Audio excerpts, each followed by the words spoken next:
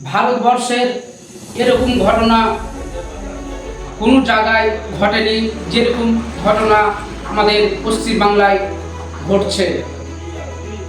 আপনারা অবগত আছেন যে আবাস যোজনা নিয়ে দুর্নীতির শিকার সাধারণ মানুষ, এমনকি দলে দলে রাজ্য সরকারের নেতাগুলো দলে দলে এসে প্রকাশ্যে তারা বৈঠক করছেন।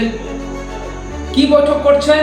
বৈঠক করছেন আমার ছেলের নাম চলে এসেছে আবাস যোজনায়, আমার বোনের নাম চলে এসেছে আবাস যোজনায়, আমার স্ত্রীর নাম চলে এসেছে আবাস যোজনায়, আমার ভাইয়ের নাম চলে এসেছে আবাস যোজনায়। এই নামগুলোকে কাটাতে হবে।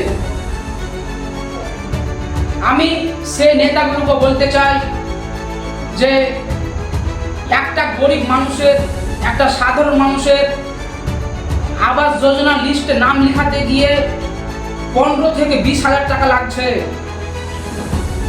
আর এসব 2 নম্বরই মুখোশধারী নেতাগুলোর ভাই বোন স্ত্রী পরিবারের সদস্যের অটোমেটিক নাম চলে আসছে, এবং যখন সাধারণ মানুষ প্রতিবাদ করছে তখন এই নেতাগুলো প্রকাশ্যে এসে বলছে মানুষের কাছে, সে মুখোশ খুলে দিয়ে বলছে যে আমার ভাইয়ের নাম চলে এসেছে, আমার ছেলের নাম চলে এসেছে, আমার বোনের নাম চলে এসেছে, নামগুলো লিস্ট থেকে কাটাতে হবে। মিডিয়া বলছে এরকম উদয়বান নেতা আমরা কোনোদিন দেখিনি, যে নাম চলে এসেছে তার জন্য প্রকাশ্যে এসে নামটা কাটাতে বলছে। সাধারণ মানুষও ভাবছে নেতাটা খুব ভালো, কিন্তু আপনারা অবগত আছেন একটা সাধারণ মানুষের আবাস যোজনার নাম লেখাতে গিয়ে কত রকমের পেরেশানি হতে হয়। নেতাদের দুয়ারে দুয়ারে যেতে হয়, নেতারাকে ঘুষ দিতে হয়। এমনকি আমার কাছে খবর আছে একজন বন্ধন নিয়ে সে আবাস যোজনা নাম লেখার জন্য 5,000 টাকা দিয়েছে একজন নেতাকে। আপনারা এইসব মুখোশধারী নেতা থেকে দূরে থাকবেন, এবং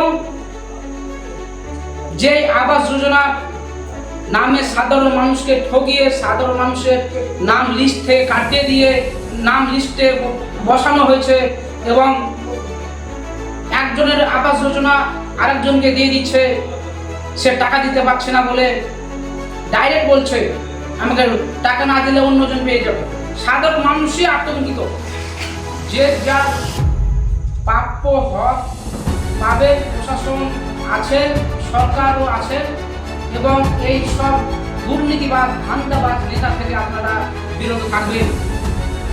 এবং এসডিপিআর পক্ষ থেকে এরকম দুর্নীতিবাদ মুখোশধারী নেতাদের তীব্র নিন্দা জানায় এসডিপিআই আবাস যোজনা নিয়ে অনেক প্রতিবাদ করেছে, এবং সাধারণ মানুষের হক আদায়, সাধারণ মানুষের প্রাপ্য হক দিতে হবে, সাধারণ মানুষকে বুঝে দিতে হবে।